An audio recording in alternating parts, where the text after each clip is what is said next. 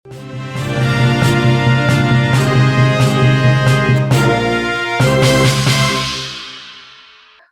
Richard Lee dijemput paksa anggota kepolisian Polda Metro Jaya di rumahnya yang berada di Kota Palembang Rabu 11 Agustus.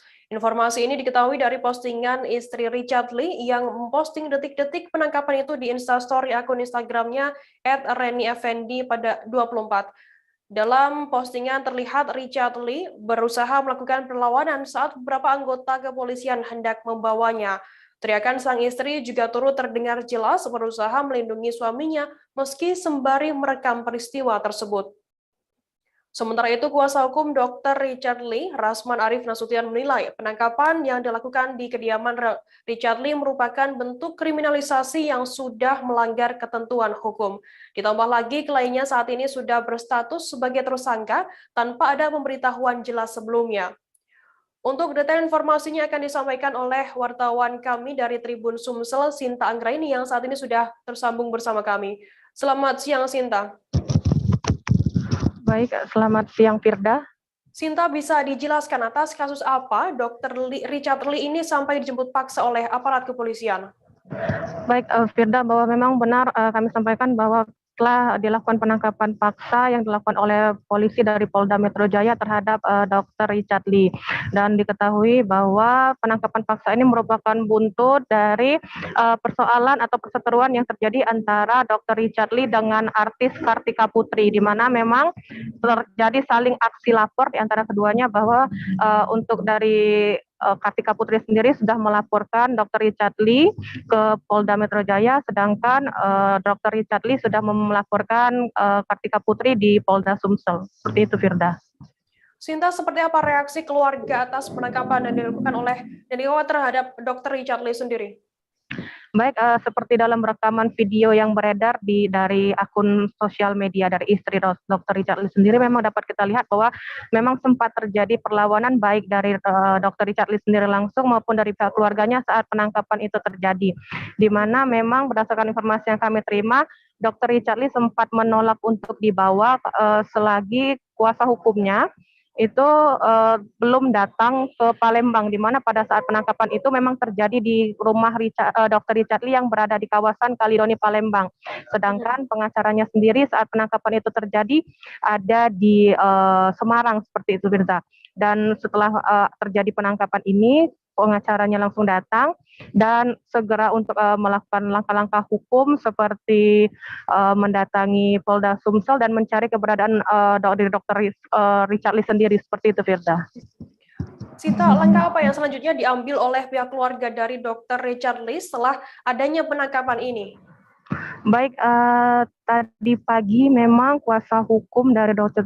Richard Lee, yakni Rasman Arif Nasution, bersama istrinya juga sudah mendatangi Mapolda Sumsel untuk pertama untuk mempertanyakan terkait dengan kelanjutan dari laporan yang sudah dibuat oleh Dr. Richard Lee terhadap Kartika Putri, karena mereka juga ingin kasus yang berjalan di Polda Metro Jaya juga berjalan di Polda Sumatera Selatan, seperti itu. Dan selanjutnya juga dari keterangan kuasa hukum Dr. Richard Lee juga mereka berencana akan melaporkan petugas dari Metro Jaya yang sudah menangkap Dr. Richard Lee, karena mereka menganggap bahwa penangkapan itu penuh dengan proses yang menyalahi aturan, adanya paksaan, dan dinilai tidak sesuai dengan standar yang berlaku dalam penangkapan, seperti itu. Untuk penetapan status sebagai tersangka dari terhadap Dr. Richard Lee ini, seperti apa informasi lengkapnya, Sinta? Untuk berdasarkan keterangan dari pengacara sendiri bahwa penetapan tersangka ini sebelumnya tidak ada pemberitahuan, baik itu kepada pihak keluarga maupun kepada pihak pengacara dari Dr. Richard Lee sendiri.